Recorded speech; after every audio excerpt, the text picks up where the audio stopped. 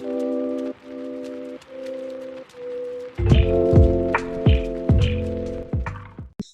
guys, I'm here with my friend Brandon Bozarth. I'm part of his Miracle Makers group, which is the most epic community, and I'm not over exaggerating. It's really good.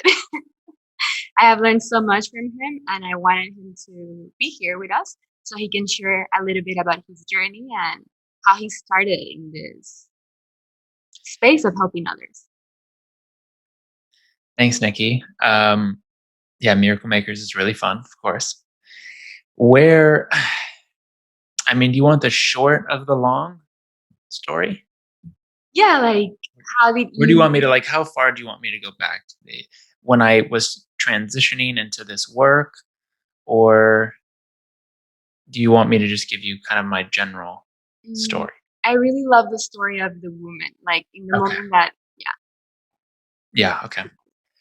So I was in a network marketing company, and that to me at the time was, um, it was everything. It was like I had this knowing in me that if I don't follow my passion, my inspiration, no matter what I do, no matter how much money I make, no matter how much recognition I get, I won't be happy. I felt that from a really young age, and network marketing at the time felt like it filled all of my passion and inspiration until it didn't. So in that moment where my passion shifted, and but I didn't really know where it shifted to. I just knew it wasn't natural. It wasn't me anymore. I decided to let it go and let go of my income, which was a residual income. And it was at least, I don't know, between four to $6,000 a month. And when you have very little bills and you have that kind of residual income, it's really nice and you don't need to do much. But I had to give it up, for, to give myself the space to be myself, to learn who and what is Brandon, and what's my passion now as this version of me. And so I started to just share insight that I picked up along the way ever since I was about 12. I had these little moments of opening of awareness from my family members and from other people that I met. My brother gave me a Deepak Chopra tape when I was probably about 12, and he said, "You can cure your own headache." Maybe like 13. I will say 13 because it's my favorite number. So he gave me this tape, and I had a headache, and I listened to it, and I my headache was gone. And so it just opened me up. And I had a lot of little moments like that. I had uh, teachers that were basketball coaches that were also really in the non-dual space that would share insights with me. Um, and anyway, it led to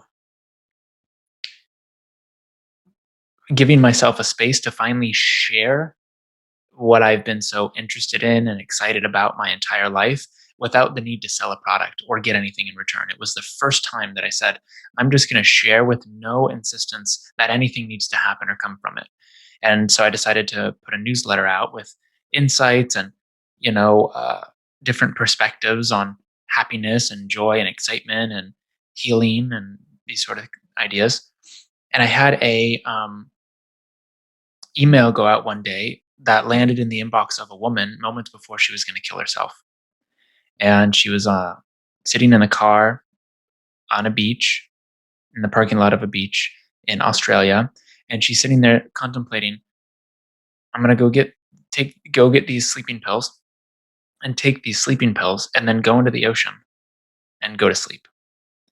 And she's a renowned medium all throughout Austin, all throughout um, Australia. And so she's very sensitive and sensitive to her guides. And she started to get a message from her guide saying, hey, before you do that, turn on the radio. And so she turned on the radio and a song played, and word for word it said, you should stay a little bit longer. Those were the first lyrics of the song. And she started crying and she started realizing, I'm supposed to stay, you know? And it was like the pain of staying means she had to face all of the fear, the anxiety, the trauma, the stress of her life. And in that next moment, she got my email that was entitled, "I'm excited to die." And it was a catchy way of me saying, yes, when we die, we leave behind the fear, guilt, shame, blame, but we don't have to die to experience what the other side could be like now. So she responded to me. It was the first response ever from my newsletter. Honestly, I thought I maybe had a spelling mistake or something. And she was like, "I want you to coach me." And I'm like, "What's that?" I don't know what that is, but I will get on a call with you and help you if I can. So that's what happened. And because I had no insistence, no definition, no belief of what that call was supposed to be like, where it was supposed to go, what my role should be, I just showed up in presence. Byron Katie says there's a difference between showing up as a personality and as a presence. And the personality has wants and needs and expectations. I had none of that. And it wasn't because I was enlightened. It was just because I didn't know what the hell was going on. I don't know why I was just, well, she needs some help. I have no idea I have no idea how I'm going to help her. So I'll just say yes. And then there was no more thoughts about it. So it was like it's so often we feel like we have to try to not have expectations. Um, but that's another conversation. Anyway, so I just showed up, and what came to me, I spoke. So I was just one with that inner voice that was saying what it was saying. And it just so happened to be exactly what she needed to have a massive emotional release. I had a release.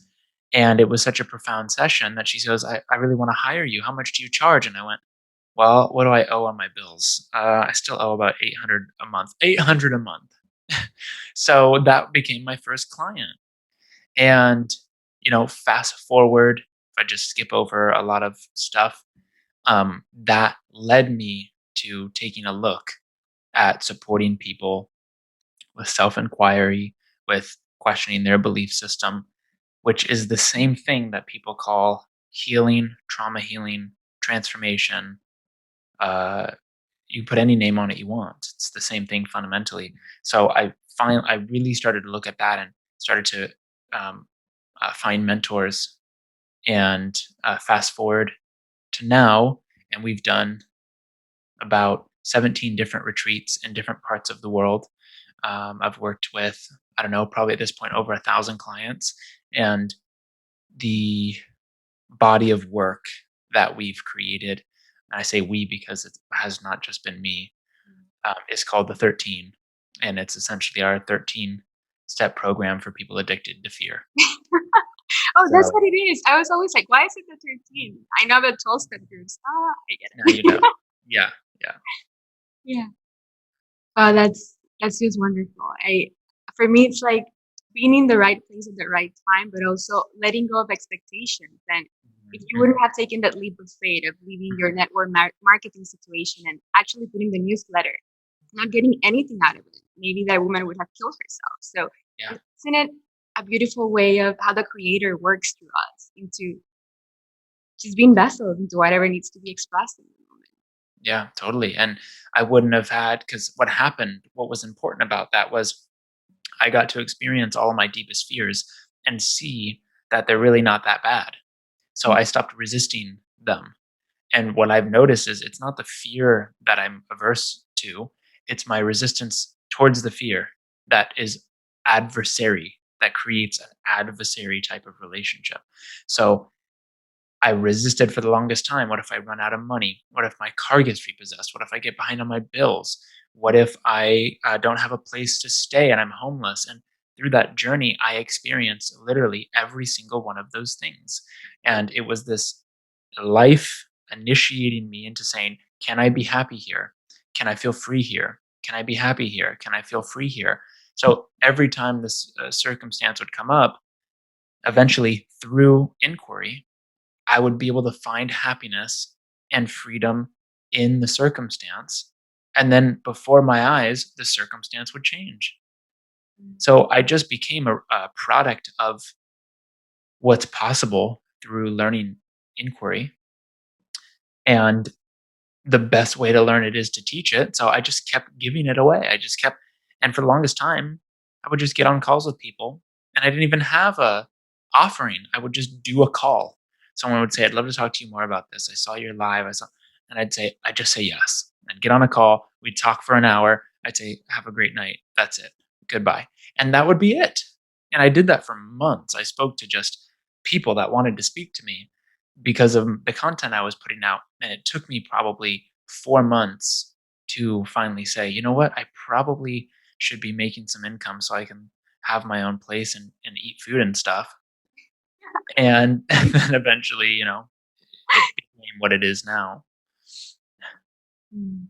Yeah, for sure. I can relate to that. When I started putting myself out there, I did everything from donations for a year and just talking to people. And it's just wonderful the exchanges of energy that happen. And something else that's truly fascinating about that story is that not many people go there to losing the house, being homeless, losing the car, like just putting yourself in that situation and how liberating it is that when you're there, it's just like, now what? It's like going to your deepest fear and then you're free. And when we Mhm. free ourselves, then we become a mirror for others to see that within themselves. So that's an act of courage. Yeah. Well, thank you. And I just want to mention one thing on that is like, for those of you that are listening, what I noticed, and I noticed that this is true in everyone's experience, is that when I was going into the parking lot to look for my car and it wasn't there, to stand there and look at an empty parking space, I was supported in standing there looking at an empty parking space. What I questioned in that moment was, I'm lacking a car because that's what came up. I'm in lack. I don't have a car. I need it and I don't have it.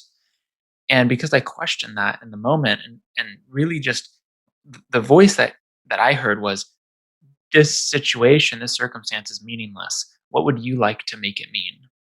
Mm. So I just looked at it and I said that I don't need a car, that I am perfectly supported to just stand here and be here right now. And without a thought of a future or a past, I'm just at peace. I'm just there. I'm just standing there. Mhm. That's reality. Everything else is the mind. So I just noticed in that moment, wow, if I'm free, do I absolutely need it? No. Mm. Um, am I able to act on my inspiration in whatever form that I can? Yes, nothing can take that away. So I just really sat there and I was like, why, why would I believe that this is a bad or negative thing?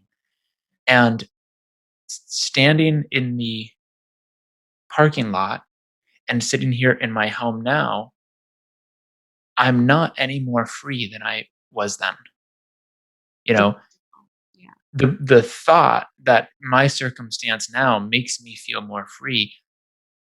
If you drop the thought that says losing something makes me less free, then you won't have a thought that you can hold on to that says gaining something will make me free or happy.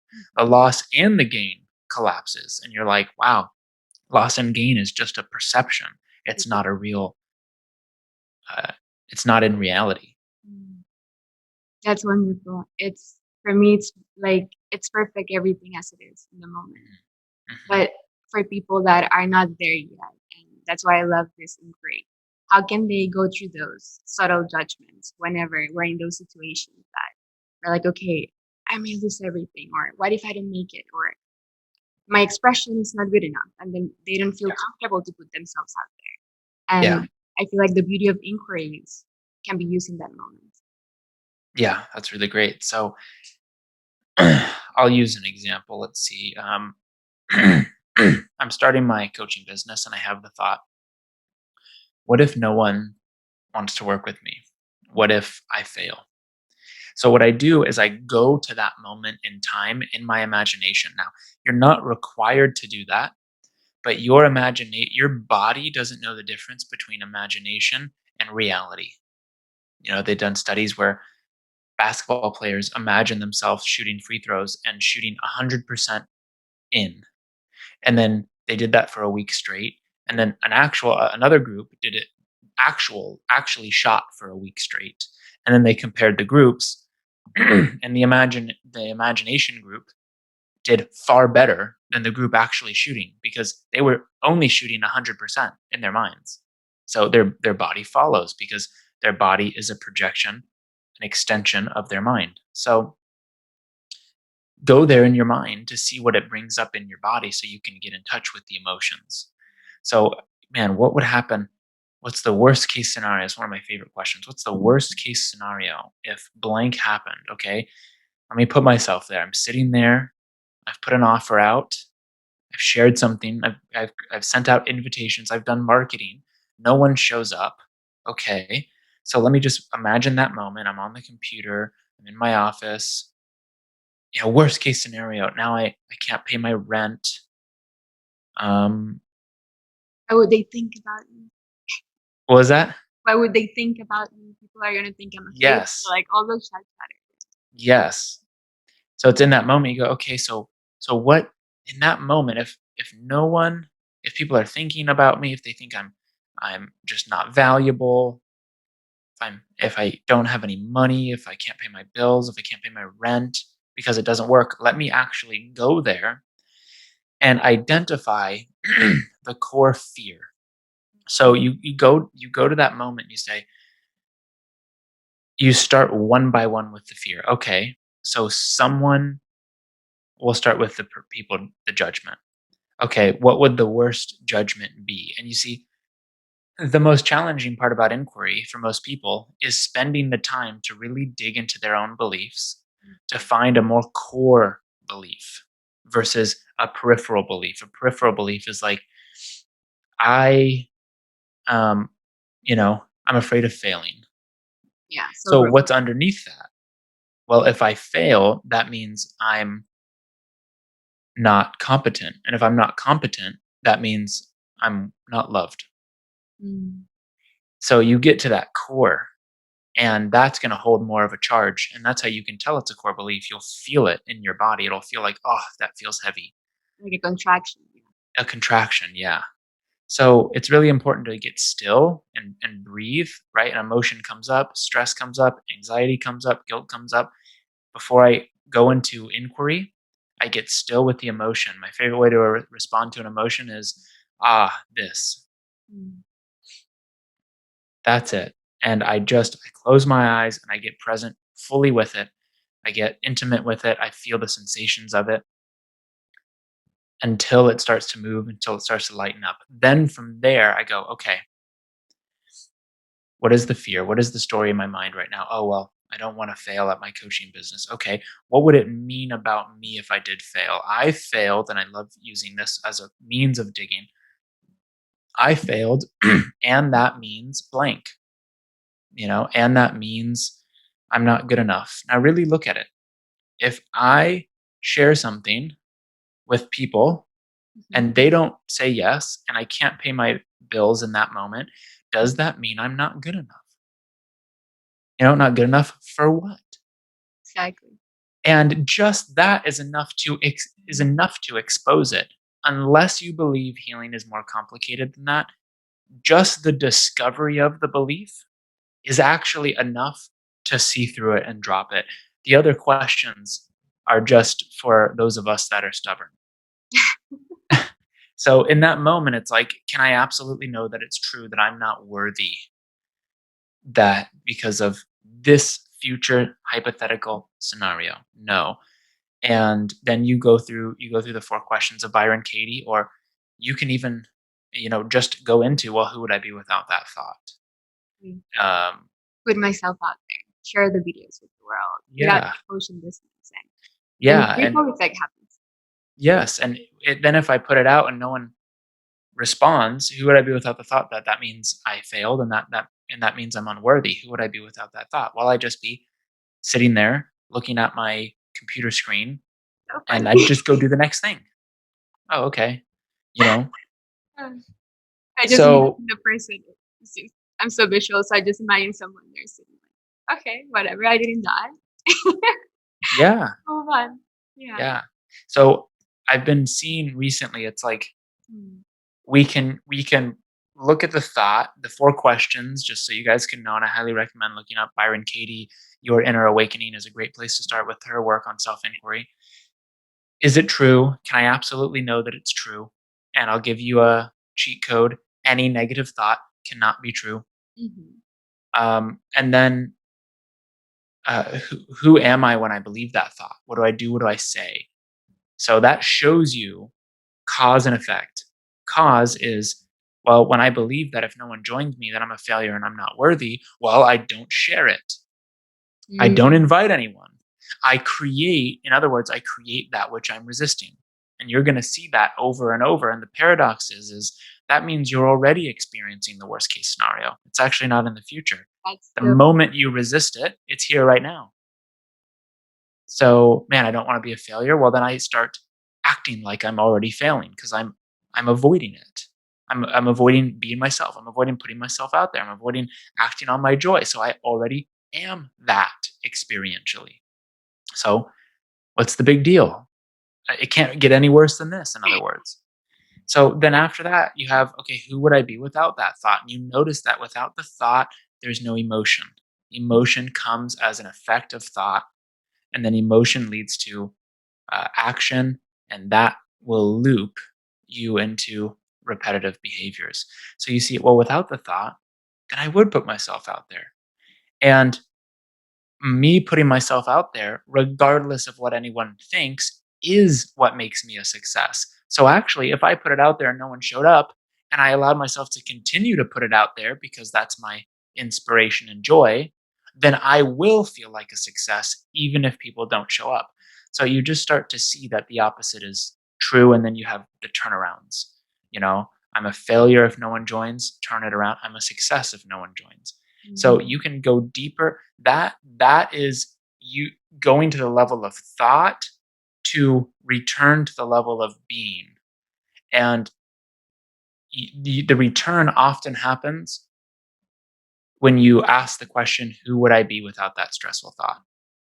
Because you just a calmness comes over you, and who would I be without that thought points your awareness towards the presence of your awareness.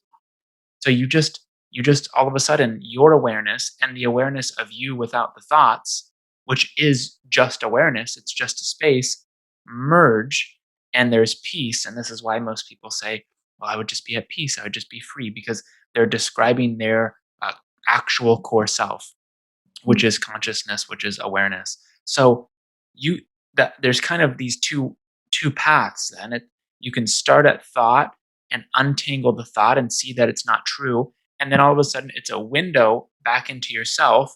Or and I've just been experimenting with this more and more, you can go straight to asking the question, well, who am I?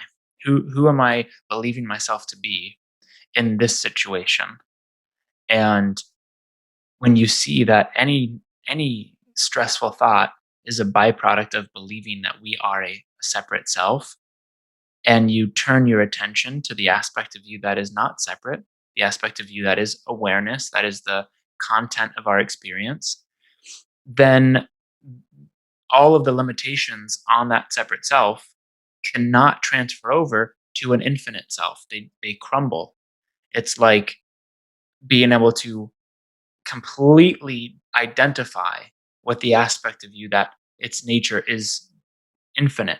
It's present. It's just what it is. It can't be anything else besides that. So if that's who you know yourself to be, then you can also look at the thought and just say, well, these thoughts, it's like this quote from A Course in Miracles. It says, you're subject to the laws of the world that you identify with. Mhm. So when you identify with the world of consciousness, the rules that say you're separate, you can die, you're small, you're powerless, you can somehow not gain or lose love, like those are even possible. You just become you at the core, and you become love. you become everything that you thought you either lacked or you think that you can gain. And from that place, there's just a dissolving. So whatever questions, a lot of people, what I find personally is a lot of people can't fully accept that asking yourself, who am I? And turning your attention to the awareness of self is sufficient to heal. Yeah. Like, it can't be that simple. It's too far out there. So, yeah. So for that, we just meet people on the level of thought. And but it all points back to the same destination. It all brings you back to the aspect of you that you cannot define.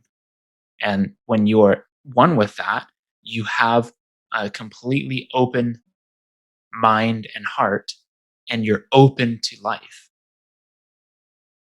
That's just speechless. If not, I would have intersected that. It's just exactly what I feel true, and I know true in my core. And I just know, like, how wonderful it is just to think that when we resist something, we become it.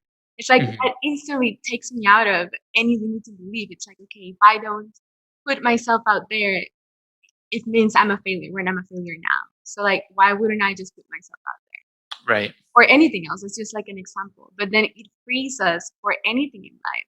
And then we become the field of consciousness, and everything that needs to show up shows up in our field. And then it's like a playground of synchronicities, or that's how it has been for me in my journey.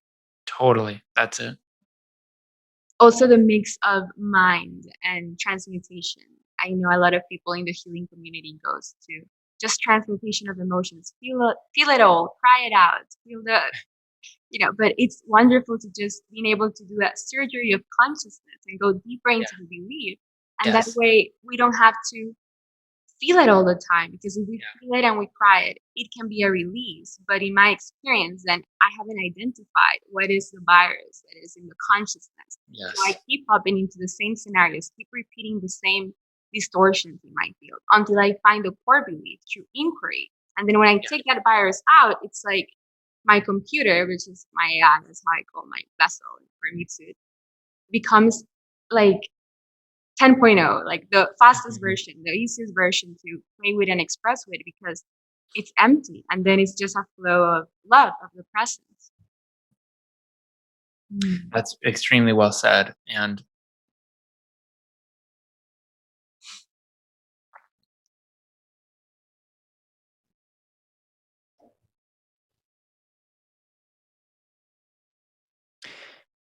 there's a lot of confusion around what is the source of trauma, the source of fear-based thinking, stressful thinking, destructive behavior, all really talking about the same thing.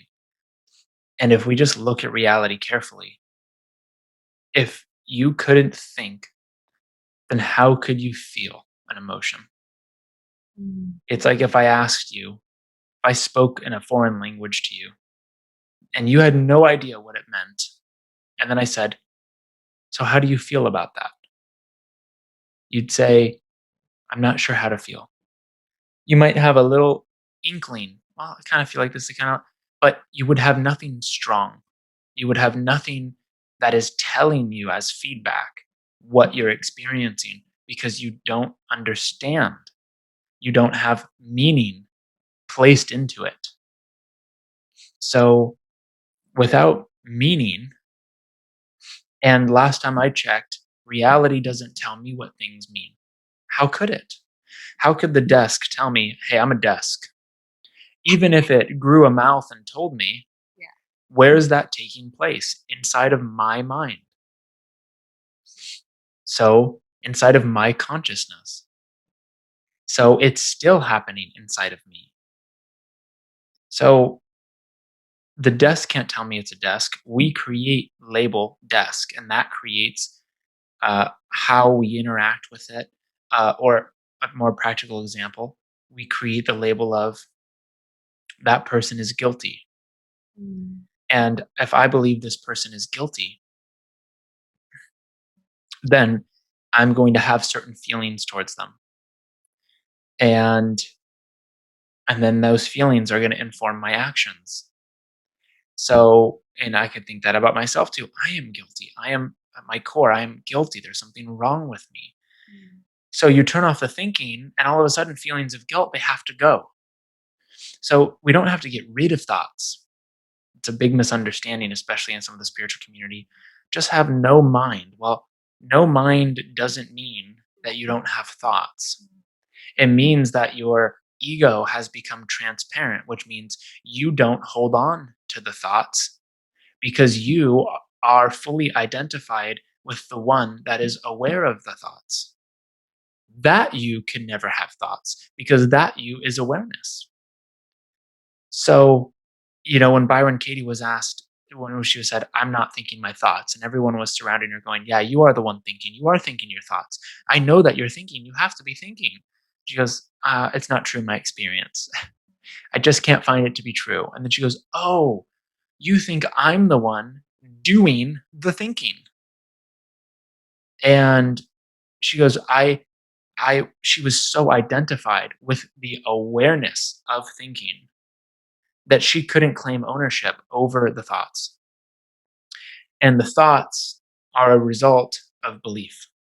What I believe this means, what I believe to be true about myself and who I am, is going to produce or attract, is a better word, the types of thoughts that I have. And so we go, okay, so and our science has proven that before an emotion, there's a firing in our brain of neural pathway, and that neural pathway is a belief. It's a meaning that we have unconsciously or consciously given to something that fires so we can make sense of the world, so we can have an experience. So the key to healing or ending suffering is to become first aware of what those beliefs are and then question them. And suffering starts where that inquiry ends. And where inquiry starts, suffering ends. So even when you start the inquiry process, wow, what did I make that mean in order to be feeling this way? Mm-hmm. Even when you just start considering the cause to be your own belief system, you're already in a transformational state.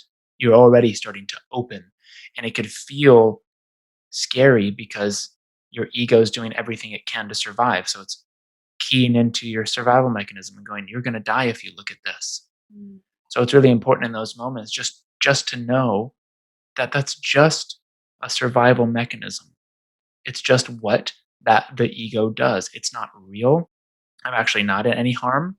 It's like the same way a Venus flytrap, a fly lands on it, it just closes, you know? So, okay, I look into my ego, well, it wants to close on me. It wants to scare me away. So if I surrender to that and let that happen and I don't fight it, well, then it transforms. Then it has no power. What gives it power is your resistance to it. And then you go, man, this fear feels so big. It feels bigger than me, but it can't be bigger than you. It's you. It's the belief in its bigness. It's the belief in its power that gives it power. So when you really understand inquiry, then you'll inquire about why you believe you should be afraid of feeling, or that you need to learn how to feel. Feelings, by their definition, are felt. That's it.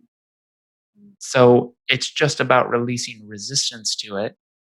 And that's the hardest part for most people. That's the surrender part. That's the feminine part, you could say. And then from the other side, we go into inquiry to now see that the belief in of itself does not make sense. And all it was a misidentification of self. I was believing I was a separate self. I lost the attention on who and what I really am. Mm-hmm. And now I've remembered. So I'm grateful for this. And if it's going to happen again, how exciting, because I must only arrive here again, no matter what comes up. And that will get you to a place where it requires less and less courage because there's just understanding. And understanding says, what's there to be courageous about if I'm not in resistance to the fear? We only need to be courageous if we have judgments about the fear, or if we have beliefs about the fear that say it could lead to X, Y, and Z that is negative. But when we see from experience that it's not true, that all it leads to is revelation, openness, expansiveness, more self knowledge, then it's like, hey, if there's fear, then I want that. If it's there, if it's not there, I want that. There's no separation. There's no judgment or value differential between love and fear. Wow, I can see that. And I can even see fears that I had attached to courage right now going up instantly. It's like, wow, I wasn't even aware that I was doing that. But when I say courage, it comes from a place of there is an underlying fear. But you're right, because if I don't have any emotion attached to courage or no, to fear or to love, and it's all the same. What if fear means love? What is love means fear? Then it's not courage, it's just natural state of being. Mm-hmm. All the time, then there's nothing to be courageous about. It's just allowing the flow all the time. Yes. Yeah. Wow. Powerful. Love it. And I can also resonate with the aspect of the ego that wants to preserve itself. Mm-hmm. For many people, that can be so scary because now for me, I feel more in the train of excitement. I'm like, yes, please, I want to uncover my beliefs. I don't care if I'm in front of 1,000 people. I want to reveal my energy self because that way I can transform myself and help transform others. But there was a time where the moment my ego saw that it was going to be uncovered or it was going to be transformed, it was running. So for months, I was running away. This is not my pain. This is not my fear, projection, blame. So to close this up, what we can say to people that they want to have this transformation, they feel the excitement, they want to make a shift into their lives, their passions, the way they express themselves to the world. But it's like a misalignment in between what their higher self wants and the ego that wants to preserve itself and run away. Why would you tell them to not courage, because as we say, it doesn't need courage, but from that level of consciousness, what can you do to empower your ego to want to transform itself, if that's okay? Yeah, I know what you're saying. That's great. Yeah. So what you don't give your attention to atrophies over time. Sometimes it's instantaneous, but at least from what I've noticed, physical reality is all about process. So it might not be instantaneous for most. But when you can't find a logical reason to protect yourself or to say yes to what the ego is pointing at for salvation, for love, to get happiness, to stay alive. And you can tell what that is because it's going to feel stressful. It's going to feel disempowering. So I want to run. I need to hide. I can't be honest about this, and I want to. When you look at, okay, what do I think I will get out of saying yes to this fear-based response, to this stressful thought, to this stressful story? What is my ego saying I will get from it? Well, you won't be judged. You won't be rejected. You'll be safe. It's usually about safety. Yeah. Trying to keep you safe.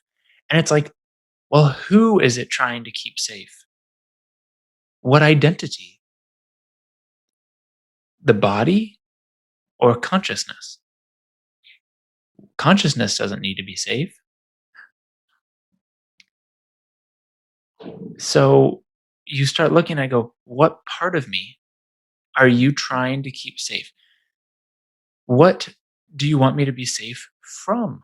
Mhm. Judgment, rejection. From who? Other people. Well, that just reveals another belief. People can reject me. Mm. Is it true? Turn it around.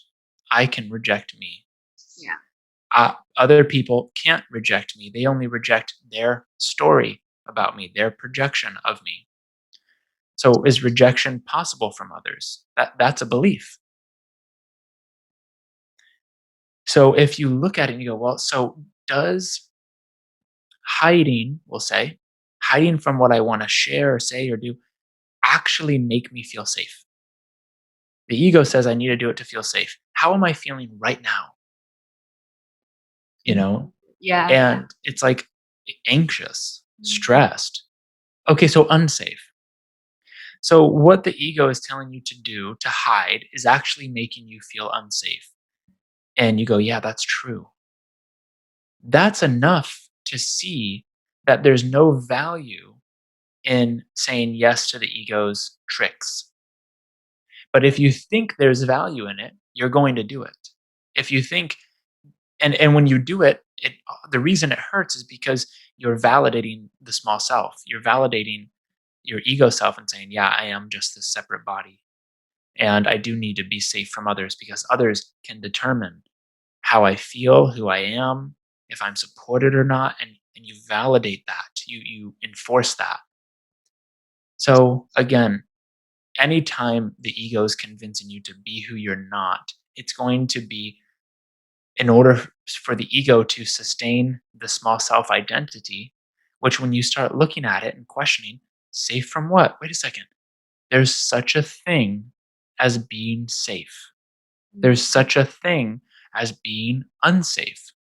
Let me really look at that. Is it true that I've ever been unsafe? Oh, well, I felt unsafe. Okay. Well, here you are listening to the podcast. You still exist. So you were obviously safe enough to feel unsafe. And here you are still. So were you actually unsafe or were you just resisting your emotions? So it could be a great doorway to see that whatever the ego promises you doesn't make any sense. And it's the opposite. So when you go, oh, it's going to keep me safe, it's going to keep me loved, turn it all around. It's going to make me feel not loved, it's going to make me feel not safe. And that's what it's actually doing. And as soon as you expose that to yourself, it will let go of you. It will go, well, now I have the light fully shined on me and I can't hide anymore. And what you look at disappears. What you resist persists. So you just look at it, you see it for what it is, and it loses all of its power. That's it. Yeah. It's just so interesting the depths that one can go with consciousness. I bring on one topic and it's like so many questions and so many beliefs, and then it's just one core thing, and you just explain it so well, and then it doesn't hold any power, any meaning. And when we take away the meaning onto whatever the ego wants us to believe for safety, then we're free because we Yeah. associate greater benefit or greater love, freedom onto not holding onto those distortions or Mm. yeah. Yeah.